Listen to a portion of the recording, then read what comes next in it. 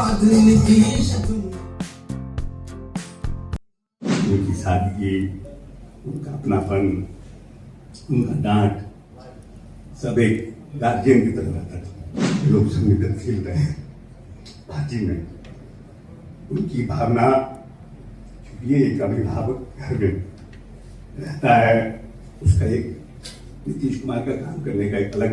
मेरी प्राथमिकता रहेगी कि मैं पार्टी संगठन जदयू को मजबूत करूं और जनता का चुनाव। ये जो हमने देखा ये दर्शाता है कि 20 साल में पिताजी ने कितना विकास किया है। शिक्षा हो, स्वास्थ्य सेवा बेहतर हो, रोजगार देना हो, महिला सशक्तिकरण हो, आधारभूत संरचनाओं का विकास हो या कुछ भी हो। बिहार सरकार के पूर्व मंत्री अशोक चौधरी के आवास पर नीतीश कुमार के कार्यकाल को लेकर एक सॉन्ग लॉन्च किया गया। साथ में पूर्व मुख्यमंत्री नीतीश कुमार के बेटे यानी निशांत कुमार भी मौजूद रहे। वहीं अशोक चौधरी ने कहा है कि नीतीश कुमार ने जितने भी काम किए हैं इस गाने के माध्यम से कहीं ना कहीं उसको दर्शाया गया है। काफ़ी भावुक भी हुए बीच में। वहीं निशांत ने कहा कि पिताजी ने जो भी कार्य किए हैं उसको इस गाने के माध्यम तक से लोगों तक पहुंचाया जाएगा। पहले सुनवाते हैं आपको कि क्या कह रहे हैं अशोक चौधरी और निशांत कुमार। ये जो हमने देखा ये दर्शाता है कि 20 साल में पिताजी ने कितना विकास किया है। चाहे वो शिक्षा हो, स्वास्थ्य सेवा बेहतर हो, रोजगार देना हो, महिला सशक्तिकरण हो, आधारभूत संरचनाओं का विकास हो या कुछ भी हो, किसी भी अल्पसंख्यक के लिए या फिर अतिपिछड़ा सबके लिए काम किया। तो मेरी कोशिश रहेगी कि उन्होंने जो 20 साल में किया है मैं उसे जन जन तक पहुंचाऊं और पिताजी के अधूरे सपनों को पूरा करूं। आपके सामने बहुत बड़ी चुनौती है पार्टी को बढ़ाना, नीतीश कुमार के सपने को साकार करना। मेरी प्राथमिकता रहेगी कि मैं पार्टी संगठन जदयू को मजबूत करूं और जनता का चुनाव। नीतीश की पूरी उपलब्धियां आपने गिनाई। देखिए, जिस दिन साहब निर्णय किए थे कि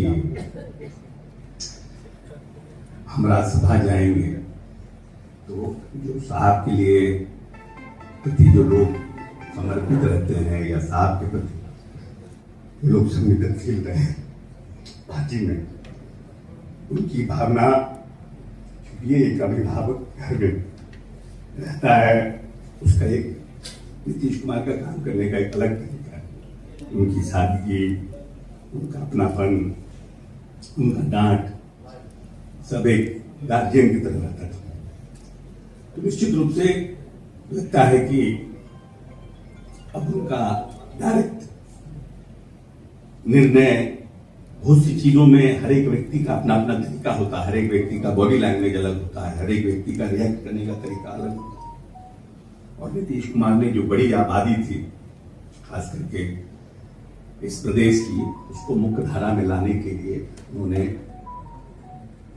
कानून बना करके उन्होंने प्रयास किया। चाहे वो पंचायती राज व्यवस्था में दलितों का आरक्षण हो, महिलाओं का आरक्षण हो, अति पिछड़ों के लिए उन्होंने न्यायिक सेवा में जो लड़ाई लड़ी, तो हर तरह से उन्होंने बहुत काम किया था। हम लोग चाहते थे कि नेता 5 साल और इस बिहार को, उनका सपना था समृद्धशाली बिहार। अभी हम समृद्धशाली नहीं हो पाए हैं, हमारा per capita income national per capita income से कम है। तो एक समृद्धशाली बिहार का निर्माण हो उनके रहते होता, तो उन्होंने जो सपना देखा था उसको खुद वो पूरा करते।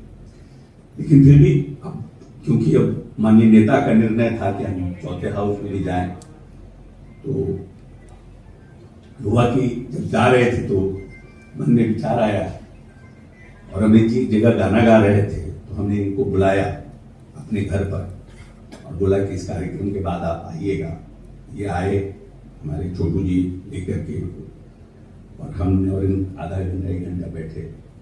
हमने बोला कि इस तरह से लगाइए कि लोगों को अपने नेता के प्रति जो भाव है उससे अपनी जनता कनेक्ट कर सके, क्योंकि पूरा प्रदेश जो है वो नीतीश जी के चौथे हाउस में जाने के मतलब सब कुछ इतना अचानक हुआ और इतना निर्णय कर लिए नेता अपना जल्दी कि लोगों को लगता था कि नेता भी थोड़ा दिन और रहते, क्योंकि एक विश्वास है। क्योंकि नीतीश कुमार प्रदेश के मुख्यमंत्री नहीं, नीतीश कुमार इस प्रदेश के अभिभावक।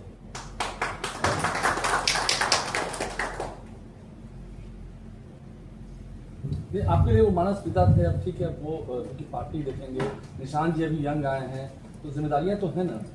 नहीं नहीं, बिल्कुल जिम्मेवारी भी है और बिल्कुल नहीं। बड़ी बड़ी जिम्मेवारी है। और हम समझते हैं कि माननीय नेता का हम लोगों को मार्गदर्शन मिलता रहेगा। और निशांत जी नौजवान साथी हैं, पूरे प्रदेश की जो बड़ी आवाम है वो इनके ऊपर नजर टिकाए बैठी है।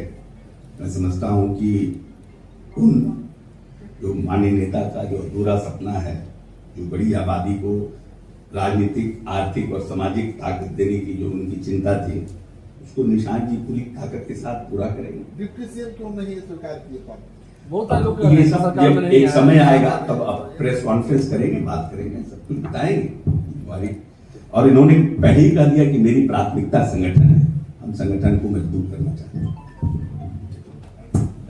तो आपने साफ तौर पर सुना कि कहते हुए नजर आ रहे हैं कि जिस गाने के माध्यम से पिताजी के तमाम कार्यों को जन जन तक पहुंचाने का हमारा लक्ष्य है, वहीं अशोक चौधरी जिनके आवाज़ पर ये गाना लॉन्च किया गया, बोलते बोलते काफ़ी भावुक हो गए। कहते भी हैं उनको दत्तक जो है पुत्र मानते हैं, मानस पिता भी मानते हैं अशोक चौधरी नीतीश कुमार को। और नीतीश कुमार के कार्यों को लेकर आज उन्होंने गाना लॉन्च किया है, जो अब बिहार के जन जन तक जाएगा और जनता उसे सराहेगी। कैमरा पर्सन गोलू के साथ सुधेंद्र रमन, NBC 24 पटना।